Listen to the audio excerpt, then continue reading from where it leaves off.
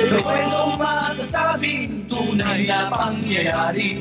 Apat kami na maghihiganti. Apat para sa isang kaibigan na sawi sa isang bakbakan. Kung si Edjado'y aming babalikan.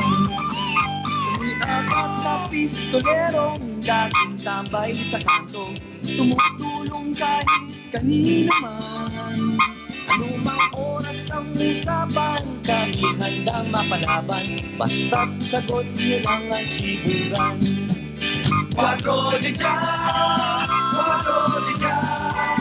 handang-handa sa bakbakan kaming apat.